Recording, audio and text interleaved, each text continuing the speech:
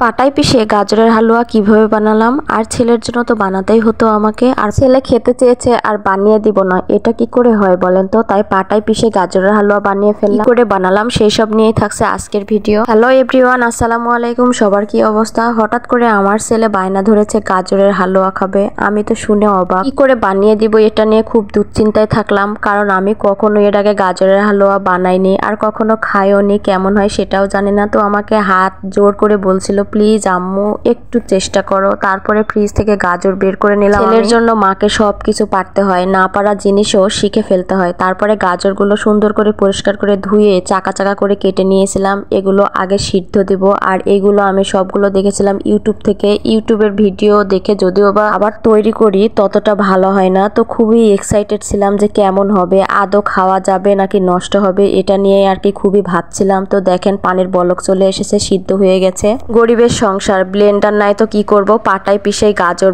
আর কি হালুয়া বানিয়ে ফেলবো। দেখেন সুন্দর সিদ্ধ হয়েছিল কিন্তু গলে যাচ্ছিল না। এগুলো কিভাবে আমি এখন গলাবো সেটা নিয়ে খুবই ভাবছিলাম। তারপরে মাথায় চিন্তা আসলো, আমার তো পাটা আছে, শিল আছে, আর কিসের চিন্তা, বাঙালিদের শিল পাটা থাকলে সব কিছু ভর্তা করা যায় এটাই। তারপরে একটা একটা করে নিয়ে পাটায় পিষে সুন্দর করে মিহি করে ফেললাম আমি একবারে ব্লেন্ডারের মতো। এই শীতের সিজনে কে কে গাজরের হালুয়া খান বলেন তো? আমি কখনো খাই নাই, আমার লাইফের ফার্স্ট টাইম আজকেই বানানো, তাও আবার ছেলের জন্য। ছেলে বায়না ধরেছে, তাকে তো বানিয়ে দিতেই হবে। তো আমি গাজরের পানিগুলো ছিল তার মধ্যে গাজর দিলাম, আর এর মধ্যে তেজপাতা আর এলাচও দিয়ে দিছিলাম। আর ফ্রেশ ফ্রেশ গরুর দুধ ছিল ফ্রিজে, সেটাও বের করে রেখেছিলাম আগেই। এর মধ্যে কিছু পরিমাণ দুধ দিয়ে যতটুকু প্রয়োজন ততটুকুই দিলাম, আর পরিমাণ মতো চিনি দিয়ে দিয়েছিলাম। কিন্তু চিনিটা অনেক বেশি হয়েছিল, এত যে মিষ্টি হয়েছিল খেতে। আমি আবার খুব একটা মিষ্টি পছন্দ করি না, এই জন্য। তারপরে অনবরত নাড়তে লাগছিলাম এইভাবে, চুলার আঁচ মিডিয়ামে দিয়ে। এটা রান্না করতে আমার প্রায় আধা ঘন্টার মতো সময় লেগেছিল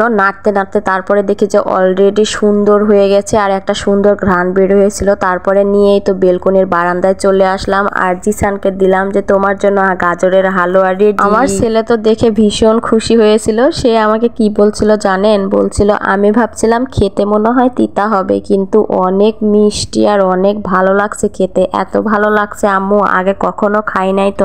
আমি বললাম, তুই কি খাবি? আমিও তো কখনো খাই নাই এর আগে, আগে তোকে খাওয়াই, তোর এক্সপ্রেশনটা দেখি তারপরে আমি খাবো। প্রচন্ড গরম ছিল, ফু দিয়ে দিয়ে খাচ্ছিল এখানে, মুখের অবস্থা দেখেই বুঝতে পারছি আর কতটা মজা হয়েছিল দেখেন, তাকে দেখেই বোঝা যাচ্ছে। তারপরে আমি হাতে নিয়ে নিলাম, ভাবলাম যে আমি একবার ট্রাই করে দেখি যে এটা কেমন খেতে। তারপরে ফু দিয়ে খাওয়া শুরু করলাম, মুখে দিয়ে আমি তো ভীষণ অবাক হয়ে গেছি। এটা খেতে যে এত মজা হবে আমি আগে কখনো ভাবি নাই। আমার লাইফের ফার্স্ট টাইম, জীবনের ফার্স্ট টাইম আজকেই নিজে হাতে বানিয়েছি আর খেলাম, এত মজা। আপনারা চাইলে এইভাবে বানিয়ে বাসায় ট্রাই করতে পারবেন গাজরের হালুয়াটা। পাটায় পিষেও যে এত সুন্দর করে গাজরের হালুয়া বানানো যায়, এই বুদ্ধিটা আমার মাথায় যদি না আসতো তাহলে আমি কখনো জানতাম। যাই হোক, আজকের ভিডিওটি এখানেই শেষ করছি, আবার নেক্সট ব্লগে দেখা হবে সবার সাথে। আল্লাহ হাফেজ।